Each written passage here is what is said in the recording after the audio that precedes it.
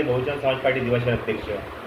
आता आपण बघितलं असेल की दिव्यामध्ये जे अनधिकृत बांधकामं चालू आहेत त्याच्याबद्दल आम्ही प्रभाग समिती आयुक्तांना निवेदन दिलं होतं की माननीय मुख्यमंत्री एकनाथजी शिंदे साहेब यांनी विधानसभेमध्ये एक आदेश दिला होता. तो आदेश असा होता की ठाणे जिल्ह्यामध्ये जेवढी अनधिकृत बांधकामं चालू आहेत त्या अनधिकृत बांधकामांवरती तोडक कारवाई करून त्याच्यावरती फौजदारी गुन्हे दाखल करावेत आणि जर त्या अनधिकृत बांधकामाला जर पाणी भेटत असेल तर पाण्याचे जे अधिकारी आहेत त्याच्यावरती कारवाई झाली पाहिजे. टोरंटोची जर वीज चोरी करून जर लाईट भेटत असेल तर टोरंटोच्या अधिकाऱ्यांवरती पण कारवाई झाली पाहिजे. परंतु दिवा प्रभाग समितीचे जे पदनियुक्त आयुक्त आहेत अक्षय घुडगे साहेब यांना वारंवार निवेदनं देऊन वारंवार त्यांच्याशी पत्रव्यवहार करून सुद्धा अक्षय घुडगे साहेब याच्यावरती काहीच कारवाई करत नाहीत आणि कारवाई जर केली तर नाममात्र दिखाव्यापुरती कारवाई केली जाते. आता याच्यामुळे काय झालेलं आहे, जे नाममात्र कारवाई केलेले जे अनधिकृत बांधकाम आहेत ते अनधिकृत बांधकामं दिवस रात्र अहोरात्र दिव्यामध्ये पुन्हा सुरू करण्यात आलेले आहेत.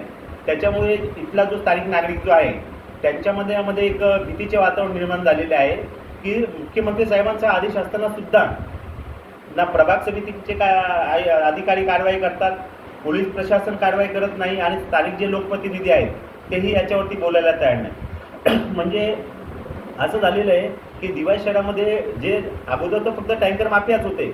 म्हणजे 2018पासून आम्ही जे आंदोलन काढले की दिव्यामध्ये पाण्याची जी समस्या आहे ती कृत्रिम समस्या आहे, म्हणजे ती नॅचरल नाही आहे. कारण की दिव्यामध्ये आज 400 टँकर दिवस रात्र टँकरने पाणी पुरवठा करतात, त्यांना विकण्यासाठी पाणी आहे. म्हणजे पैसा दिला तर अनधिकृत बांधकाम जे आहेत अनधिकृत बांधकाम आहेत त्यांना बांधकाम पूर्ण होईपर्यंत पाणी भेटलं जाते.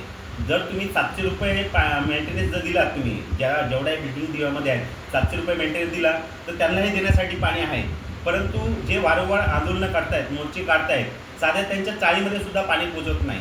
आणि दिव्यातला जर बघितलं तर महिन्याला 2.5 ते 3 करोड रुपयाचा पाण्याचा भ्रष्टाचार आहे. आणि त्याच्यात आता हे जे अनधिकृत भूमाफिया आहेत यांच्यासोबत आता जे आपण जर बघाल तर दारू माफिया हे पण आता कसे खुल्यापणे दारू विकली जाते, गावठी दारू विकली जाते, त्याच्यावरही पोलीस प्रशासन कारवाई करत नाही. आताच आमचे दिवा शहराचे उपाध्यक्ष यांच्याकडे काही तक्रारी आलेल्या आहेत की शांतीनगर, श्लोकनगर या विभागामध्ये खुल्यापणे दारू विकली जाते. तेथील महिलांना, शाळकरी मुलांना, ज्येष्ठ नागरिकांना त्याचा त्रास होतो. याचा जाब विचारला तर तिथं झगड्याचे वादविवादाचे प्रकरणं समोर येत आहेत. तर आता हे जेव्हा दिवा शहरामध्ये जे अनधिकृत जेवढेही कामं आहेत, मग ते तुमचा दारूचा मुद्दा असो, पाणी विक्रीचा असो, टँकर माफियाचा, अनधिकृत भूमाफियाचा असो, या सर्व प्रश्नांवरती आता जर आम्हाला दाद मागायची असेल तर आम्हाला या प्रश्नावरती आम्ही जनतेला दाद मागणार आहोत, दिव्यातील नागरिकांना दाद मागणार आहोत. कारण की हे प्रश्न ह्या इलेक्शनमध्ये जर आम्ही सोडवले नाही, ह्या प्रश्नावरती जर आज आम्ही खरंच विचार केला नाही तर वापस जे लोकप्रतिनिधी निवडून येतील यांच्याच हाताखाली, यांच्याच ते म्हणतात ना, यांच्या जोरावरती हे अनधिकृत बांधकामं, अनधिकृत उद्योगधंदे, अनधिकृत टँकर माफिया हे वापस आज तर ठीक आहे, आपण 150-200 रुपयाला टँकर विकत घ्यावा लागतोय. उद्या हेच लोक जर निवडून आले तर तो टँकर आम्हाला 500 विकत घ्यावा लागेल. आज टोरंटोची वीज एवढी महाग झालेली आहे, सामान्य नागरिकांना परवडत नाही. आणि हे टोरंटोची वीज आहे अनधिकृत बांधकामामध्ये जोपर्यंत बांधकाम पूर्ण होत नाही तोपर्यंत 24 घंटे मोफत आहे अनधिकृत बांधकामांना. परंतु एखादा जर गरीब व्यक्तीने जर 1 महिना बिल भरला नाही तर त्याची टोरंटो वीज कापत आहे.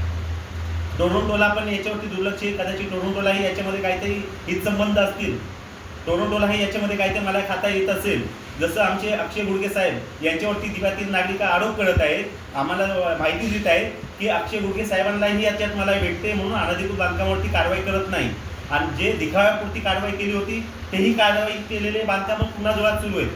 तर आमचं नागरिकांना हेच आव्हान आहे, येत्या इलेक्शनमध्ये आपल्याला असे लोकप्रतिनिधी निवडून पाठवायचे आहेत जेणेकरून की जे भ्रष्टाचार चाललेला आहे अनधिकृत बांधकामाच्या माध्यमातून, अनधिकृत पाणी विक्रीच्या माध्यमातून, अनधिकृत दारू विक्रीच्या माध्यमातून जे चाललेलं आहे जर थांबवायचं असेल तर येत्या इलेक्शनमध्ये भवन मायावती यांच्याशिवाय पर्याय नाही. जर भवन मायावती या देशाच्या पंतप्रधान झाल्या तर जेवढाही सरकारी भ्रष्टाचार आहे, जेवढाही गुंडागर्दी आहे ती एका दिवसात संपवण्याची ताकद फक्त भवन मायावतीजी यांच्या हातामध्ये आहे. जय हिंद, जय भारत.